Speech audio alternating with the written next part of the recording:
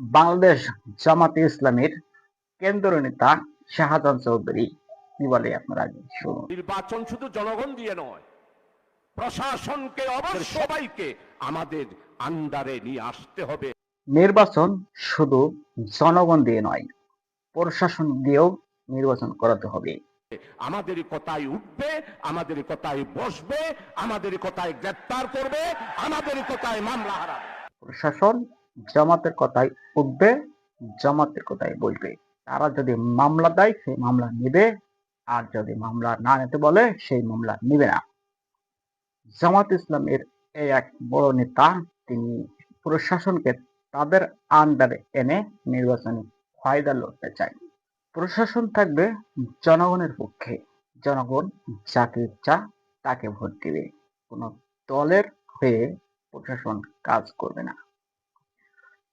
ইতিপূর্বে অনেক নির্বাচনে প্রশাসন কিন্তু তাদের দলীয় কারণে, অর্থাৎ আওয়ামী লীগের যেমন 3টা নির্বাচন করছে প্রশাসনের মাধ্যমে, জামাতে নেতা শাহজাহান চৌধুরী বলেন জনগণ দিয়ে শুধু নির্বাচন করবে না।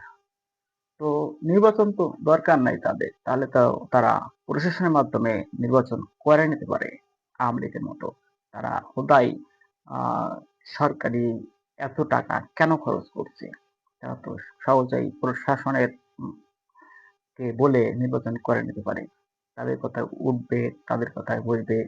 তারা মামলা দিলে নিবে, আর যেটা মামলা প্রত্যাহার করতে বলবে সেটা প্রত্যাহার করবে।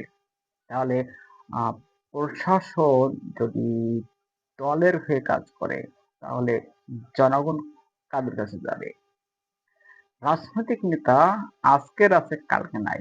যেমন বাংলাদেশ আওয়ামী লীগ 3টা নির্বাচনে একটা প্রভাবশালী দল ছিল, আজ কিন্তু তারা নাই। পুলিশ প্রশাসন কিন্তু আছে। পুলিশ প্রশাসন জনগণের পক্ষ হয়ে থাকবে। রাজনৈতিক দলের পক্ষ হয়ে কাজ করলে তাদেরকেও পরিণতি হাসিনা আমলে যারা দোষী সাব্যস্ত হয়েছিল, এমনকি সেনাবাহিনীর 13 জনকেও কিন্তু দোষী সাব্যস্ত করে আহ আদালতে তোলা হয়েছে। পুলিশ প্রশাসন সবসময় জনগণের হয়ে কাজ করলে দেশ এবং